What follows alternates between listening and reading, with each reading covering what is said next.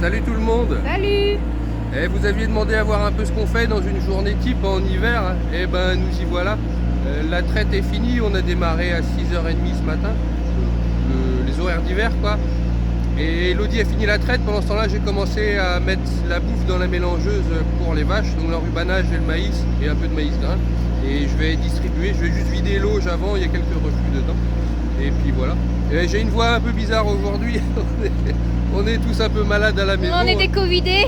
Ouais, notre petite Sarah a été testée positive au Covid la semaine dernière, mais elle va pas trop mal, hein, ça va, pas trop de symptômes.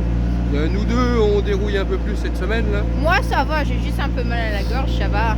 Bon, moi j'ai la totale, hein, fièvre, courbature et puis le rhume qui va avec. Du coup on fait un pack cet après-midi, on va aller voir ça. On va tous en famille ouais. au labo pour confirmer tout ça cet après-midi.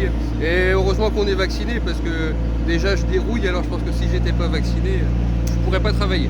Donc aujourd'hui aussi, on va montrer qu'une partie hein, de ce qu'on fait en hiver. Je vais pas tout vous montrer, sinon ça va être un peu long. Et on fera plusieurs petites vidéos. Donc aujourd'hui il y a du fumier à vider dans la fumière des laitières. Il y a des niches à veau à laver, de l'alimentation, des veaux, des limousines, voilà. Donc il y a de quoi faire déjà. On commence par faire le tour de tous les animaux et on s'occupe des bricoles après. Voilà. Allez, hop, on va distribuer. Moi je vais finir de me changer et puis les deux, trois petits trucs encore à nettoyer à la salle de traite.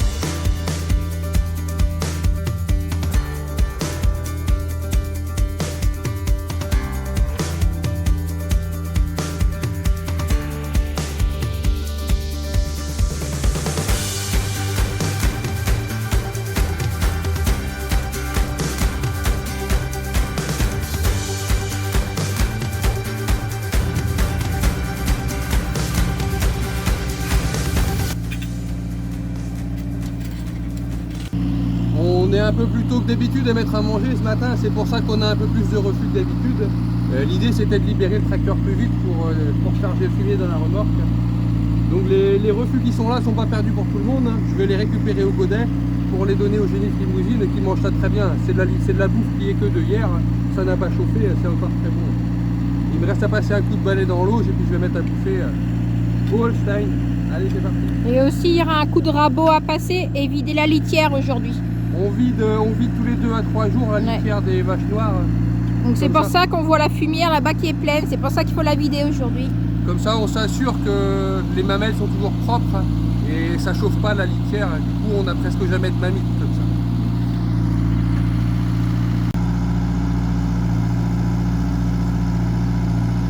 Donc on a déjà eu quelques questions par rapport à l'auge. C'est vrai que notre auge elle est creusée. Ça a été fait comme ça il y a peut-être plus de 20-25 ans. Il y a dû avoir une raison pour ça, mais je ne sais pas trop laquelle. Je pense que le terrain n'était pas très plat. C'est vrai que le toit là, il n'est pas assez, vient pas assez devant et il va pas assez derrière. Il faudrait le surélever parce que là, si on l'avance, les tracteurs ne passeront plus. Donc il faudrait qu'il soit surélevé et puis qui couvre toute la courette. Et il y a quand même toute un la courette. avantage avec ce type d'auge là, c'est qu'on n'a jamais besoin de repousser l'aliment. Ça reste tout le temps auprès des vaches. Ouais, après, c'est le seul avantage. Le seul avantage. Après, l'inconvénient, c'est quand il flotte. Donc il y a l'eau qui va dedans. Et là, c'est la merde à vider. Hein. Parce que là, ça fait des fois, ça fait une tonne de merde à sortir de l'auge. Et en plus, les vaches, elles mangent pas pendant ce temps-là. Et on perd en lait aussi. C'est pas un super système. Non. Donc voilà, il faudrait refaire ça aussi, mais bon. C'est comme ça, on fait comme ça pour le moment.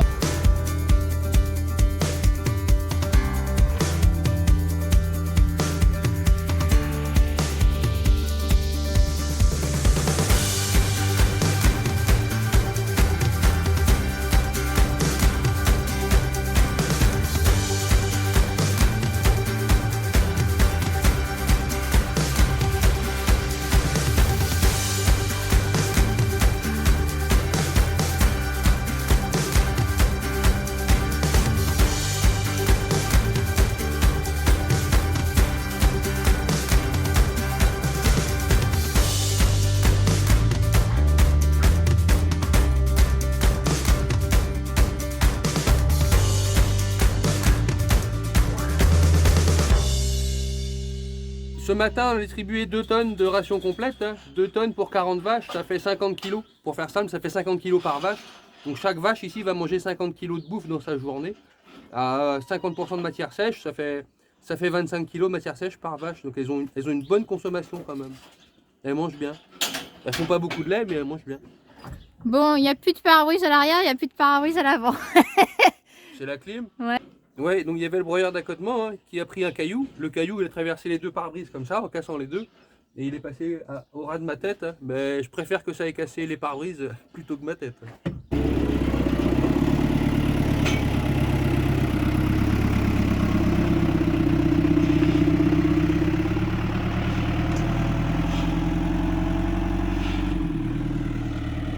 Donc là, on va passer un petit coup de balai pour mettre tout dedans, faire tout propre. Et ici, on va vider la petite rigole qui est ici. Il y a une petite rigole. Donc c'est l'eau qui coule de la plateforme va couler là-dedans. Et après, ça va là-bas dans un puisard qui part là-bas. Donc, et le reste, là, Julien, lui, va passer le dos. Va tirer ça au godet. Et puis après, tout ça sera propre. Bon, les vaches, dans la journée, quand elles mangent, elles mettent tout devant. Donc des fois, il faut repasser un petit peu avec le balai pour remettre dedans. Et on les bloque au moins 2 heures tous les matins au cornadi hein, pour qu'il n'y ait pas de concurrence et qu'elles aient chacune leur part. Et ça permet d'inséminer le matin aussi. Il y en a une à faire ce matin d'ailleurs. Et là, quand je vois le toit là, je me dis que ouais, d'ici 2 ans, je pense, on n'aura pas le choix de le... Bah, déjà là, il y a des morceaux de cassés. Bah, c'est cassé depuis longtemps, mais il faut refaire. Ça a été juste bricolé avec des bouts de ficelle. Mais ouais, je pense qu'on n'aura pas le choix de refaire ce toit là. Le bois commence à être pourri par endroits. Mais tant qu'à le refaire, et ben ouais, on fera plus haut quoi. Ouais. Ah bah, il faudrait couvrir tout ça jusqu'au bâtiment.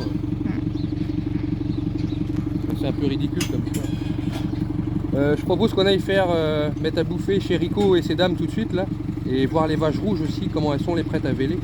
Ok. Et comme ça après on libère le tracteur pour Louis qui pourra charger le fumier. On fait ça?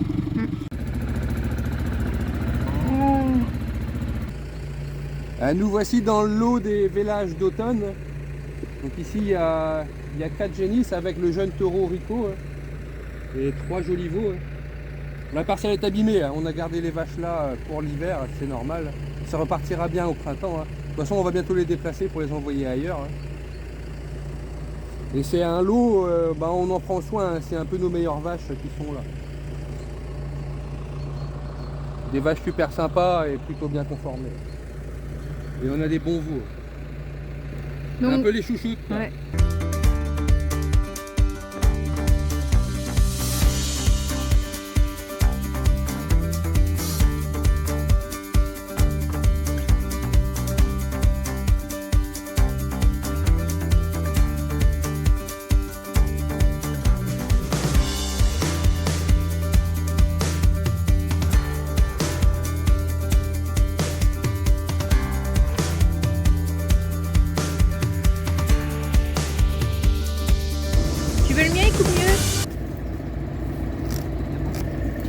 c'est pour les limousines? Ouais, c'est ça. C'est le lot de mer au champ. Et Louis est déjà arrivé, donc on essaye de se dépêcher, il est un peu en avance. Comme c'est notre tracteur là qui va charger la remorque de la cuve.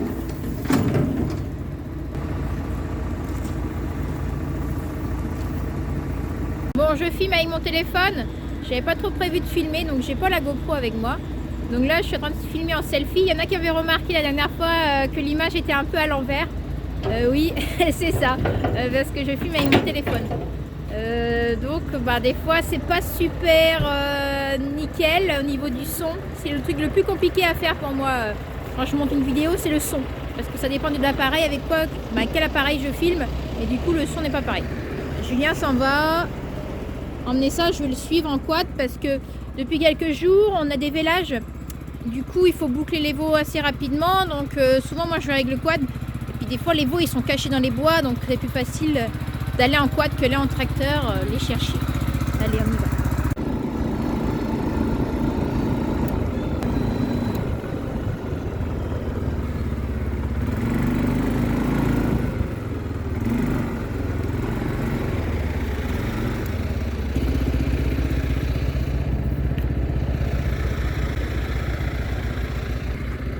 Bon, on nous attend.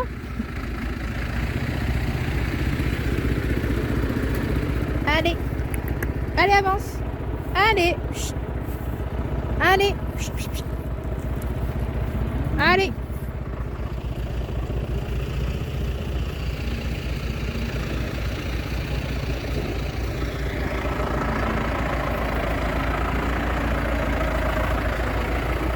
Ici, les vaches laitières côtoient les limousines. Hein. Il n'y a pas de problème. Donc ici, on est au fond du village. Donc ce champ, il porte très bien parce qu'en fait, ici, on appelle ça la carrière. Ici, en fait, on a une plateforme. En fait, tout là, déjà, il y a eu plein de cailloux d'enlever, d'extraits de là. Du coup, on a remblayé et du coup, ça nous permet de mettre ici les remorques, ce genre de choses, du bois, des cailloux. Et en dessous, là, on n'a pas tiré les cailloux ici, mais ouais, il y en a plein en dessous. Ça s'appelle la carrière. Et du coup, ça repousse. C'est une prairie naturelle ici. Et c'est tout vallonné partout. Donc, on peut pas faire de culture dans ce genre de champ. Et les vaches, ils sont très bien. Il y a un petit veau? Ah, il y a un petit veau. Il l'a trouvé. Ben, je vais fermer mon fil et je vais aller avancer avec le quad là. Ok. Donc, voilà le petit veau que Julien a trouvé. Et où est sa maman? Ah, il y a une qui gueule là-bas. Ah non, c'est les laitières. Oh, il doit être de cette nuit, ça.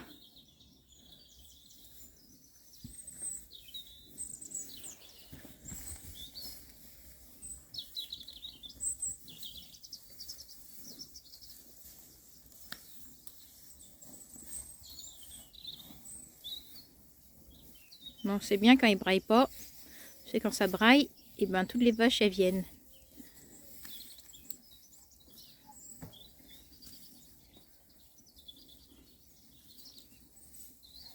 Alors? Encore un mâle? Oh! Là, ça fait une série, hein?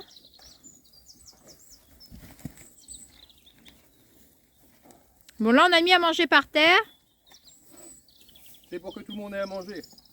On a déjà essayé les auges aussi. C'est comme ça qu'il y a moins de concurrence. Quand on met dans les râteliers, même en mettant 3 râteliers, il y a toujours les vaches un peu dominantes qui gardent le râtelier, qui empêchent les petites de manger.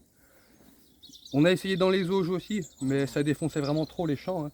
Et par contre, en mettant par terre, en étalant par terre et en changeant de place régulièrement, hein, c'est comme ça qu'elles mangent toutes la même quantité. On voit, il n'y a pas de maigre dans le lot, c'est impeccable.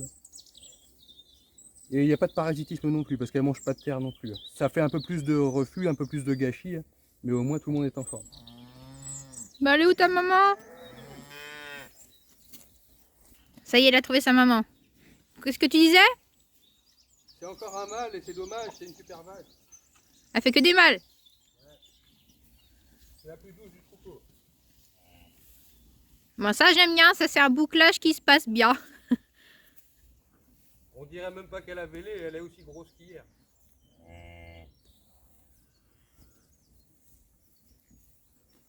Mais là, en quelques jours, on a eu quelques petits. Il y en a un autre là-bas, qui a une petite tache blanche là-bas. Attends, hop, mon doigt il est où? Là.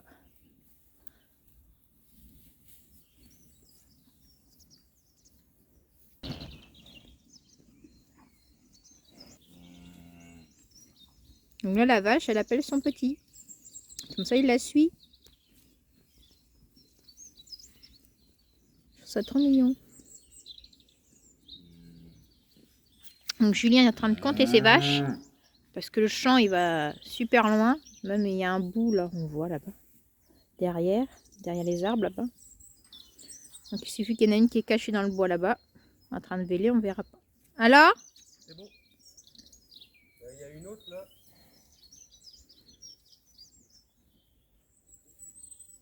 Ouais. Et Nikita en bas aussi, pareil. Surveiller. Bon, et puis on prendra pas de risque. Hein. Il y a une génisse là qui est prête à véler. Je pense qu'on va la rentrer en bâtiment pour la surveiller. On aime bien surveiller les génisses de près. Et vous voyez les râteliers, ce que ça donne avec un taureau. Voilà. Donc là, il n'y a plus que le fond. Il n'y a plus de toit.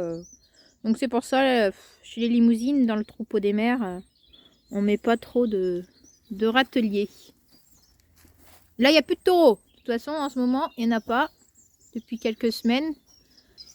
On retire le taureau pendant la période des vélages. Et on va avant, il y avait tout le temps le taureau. Avant. Ouais, mais du coup, ça faisait des vélages un peu toute l'année et c'était pas des plus pratiques.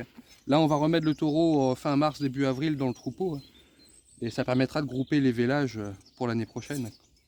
Comme ça, toutes les vaches seront saillies en moins de 2 mois en fait. Et les vélages, ce sera tout pareil aussi en moins de 2 mois. Bah, c'est le but en tout cas. De faire 2 périodes de vélage. Une en début d'année au mois de février et une autre période de vélage en septembre. Et ça va étaler un peu le boulot dans l'année pour nous aussi. Bon, vous avez vu les vaches dehors, qu'on distribue aussi au sol, voilà. Il y en a qui vont encore dire que bah voilà, ça serait mis dans un bâtiment. Oui, c'est vrai. Si on l'aurait, ça serait super. Mais on ne l'a pas. On a un bâtiment, on préfère mettre les jeunes pour qu'ils profitent plus. C'est comme ça. Nous, notre mode d'élevage se passe bien. Cette année, c'est vrai qu'il y a eu 3 sorties de matrice, voilà, sur une année. L'autre sortie de matrice, c'était il y a 2 ans, 2 ou 3 ans. Voilà. Il y a des années, voilà, ça se passe comme ça. Mais généralement, on n'a pas de soucis. Donc à ceux que ça plaise pas, bah tant pis, hein, voilà. Vous regardez pas les vidéos et puis c'est tout si ça vous plaît pas. Mettre des commentaires et des j'aime pas, bah si vous voulez. Mais bon, nous, ça nous fait rien du tout. C'est notre façon de travailler. Voilà. Et on n'est pas là, nous, pour faire un exemple. Ça, je l'ai déjà dit. Nous, on veut juste montrer comment ça se passe chez nous. Donc nos vidéos sont faites pour tout le monde, ne sont pas faites que pour des personnes du milieu agricole. Vous êtes très nombreux aussi à ne pas être de ce milieu et aimer nos vidéos. On a de la famille, voilà, on leur montre comment ça se passe chez nous, les petits-neveux, les cousins, tout ça.